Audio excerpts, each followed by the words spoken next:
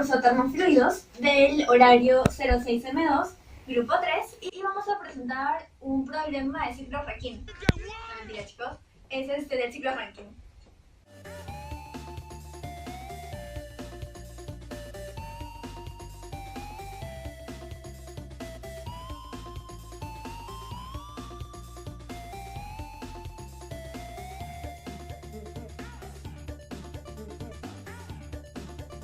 Bueno, del enunciado salen estos datos.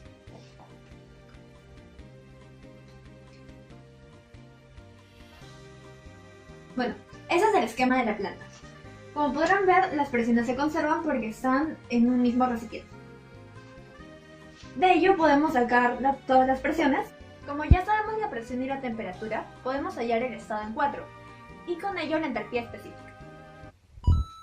Como ya tenemos el estado y la presión, podemos hallar la entalpía específica.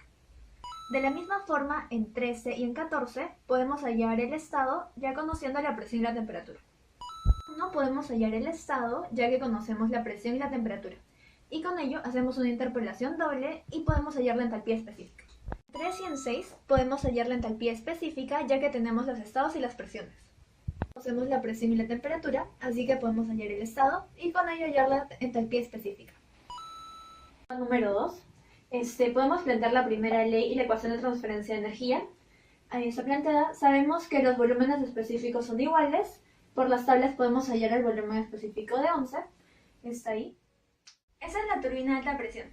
Nos dan de dato la eficiencia, tenemos la presión y la entropía, podemos hallar la entalpía en un proceso ideal y con ello podemos hallar la entalpía en un proceso real.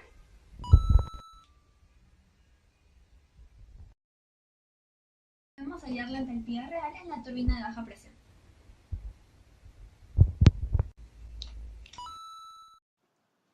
De la misma manera que en la bomba número 2, podemos hallar la entalpía en 7.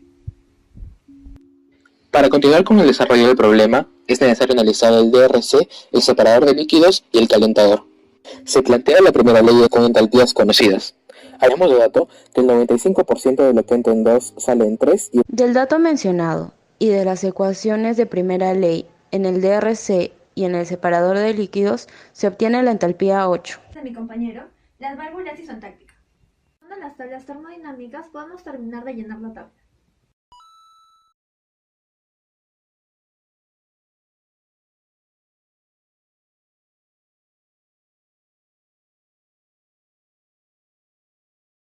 En la parte B nos piden hallar las potencias, para las cuales necesitamos los flujos másicos. Con la ayuda de colocar una variable x como se muestra en el gráfico y los datos obtenidos, dicha variable podrá ser calculada y con esto obtendremos todos los flujos másicos. Con los datos obtenidos se puede hallar la potencia de las turbinas, las bombas y la eléctrica. Vale la pena mencionar que la potencia de las turbinas son mucho más altas que la potencia en las bombas. Esto lo vemos en las tablas, debido a que la variación de entalpías en 6 y en 7 y en 11 y en 12 son muy pequeñas a comparación a las presentes en las turbinas. Analizando la caldera hallaremos el consumo de combustible por los datos de entalpías y poder calorífico. Aplicamos la fórmula de la eficiencia de la planta, que es la potencia eléctrica menos la potencia de las bombas entre el consumo de combustible por el poder calorífico. De la misma manera será para la eficiencia del ciclo. Será la potencia neta entre el calor que ingresa, que será el de la caldera. El consumo específico es el consumo de combustible entre la potencia eléctrica generada. Hallamos el consumo específico del combustible y el calor en kilogramos sobre kilowatt hora, con los valores obtenidos. Finalmente, el caudal de agua requerido en el condensador se halla planteando la primera ley en el condensador. Dividiendo el flujo másico hallado entre la densidad del agua, tenemos el caudal pedido en metros cúbicos por hora. Finalmente nos piden que dibujemos el diagrama temperatura-entropía. Para hacer un trabajo más exacto, podemos hallar las entropías específicas de la misma manera que hemos hallado las entalpías específicas para todo el ciclo, mediante interpolaciones o mediante las tablas termodinámicas. Identificamos en la campana las tres presiones existentes en el ciclo, la de 5 kilopascales, de 1000 kilopascales y 12.000 kilopascales. Luego analizamos el estado 1 viendo que se encuentra en vapor sobrecalentado y en la presión de 12.000 kilopascales. Luego se separa en 1' y 2', donde una parte entra al calentador y la otra por la turbina de alta presión. Analizando el camino de la turbina, sale por 2 y se separa en el separador de líquidos, hacia 3 y hacia 10. En 3 se va de manera isobárica hacia 4 hacia la turbina de baja presión. Luego de la turbina salen 5 en la presión de 5 kilopascales y se va a 6 por el condensador, el estado de líquido saturado. Luego sube de manera isentálpica hacia 7. En el diagrama del ciclo vemos que confluyen 10, 9 y 7 y 11.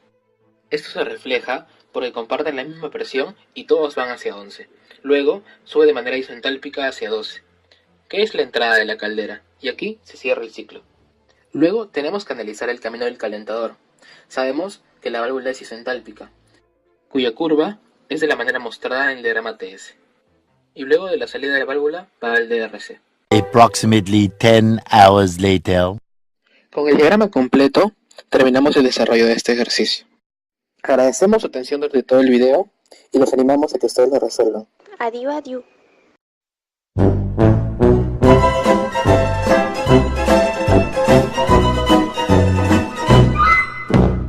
Hey, lights out.